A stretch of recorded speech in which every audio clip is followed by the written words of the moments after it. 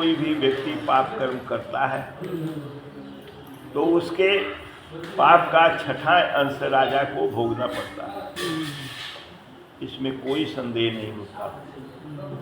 अतः राजा को चाहिए कि पाप कर्म करने के लिए उद्यत उस व्यक्ति को मना करे। तो फिर आपने पुत्र को बेचने के लिए तत्पर उस अजीगर्त को क्यों नहीं रोका? राजन आज सूर्य वंश में उत्पन्न हुए हैं और महाराज त्रिशंकु के कल्याणकारी पुत्र हैं। आप आर्य होकर भी अनार्यों जैसा कर्म क्यों कर रहे हैं? मेरी बात मान करके मुनि पुत्र सुनैशेव को बंधन मुक्त कर देने से आपका देह अवश्य ही रोग मुक्त हो जाएगा। महर्षि वशिष्ठ के श्राप के कारण आपके पिता चांडाल हो गए, तब मैंने उसी देह से उन्हें स्वर्ग लोक पहुंचा दिया था। हे राजन, उसी उपकार को समझकर आप मेरी बात मान लीजिए और अत्यधिक विलाप करते हुए इस दीन तथा भयाकुल बालक को मुक्त कर दीजिए। हे राजन, आपके इस राजसूय यज्ञ में मैं आपसे मात्र इसकी प्राण रक्षा की याचना कर रहा हूँ।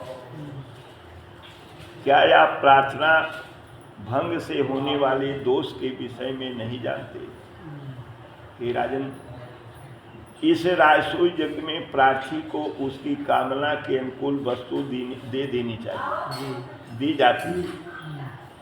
यदि आप ऐसा नहीं करेंगे तो आपको पाप ही लगेगा, इसमें कोई संदेह नहीं।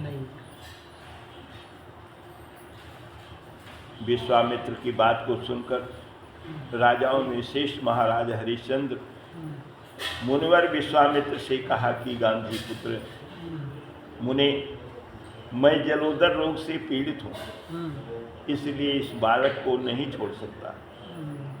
एक कौशिक, इसके अतिरिक्त आप दूसरी वस्तु मांग लीजिए और मेरे इस कार्य में किसी तरह की बाधा मत उत्पन्न कीजिए। महाराज हरिश्चंद्र की बात सुन करके तथा दुखित ब्राह्मण पुत्र सुनैशेव को देखकर मुनि विश्वामित्र अत्यधिक कुपित हो गए, क्रोधित हो गए। बोली जगदम्बा महाराज।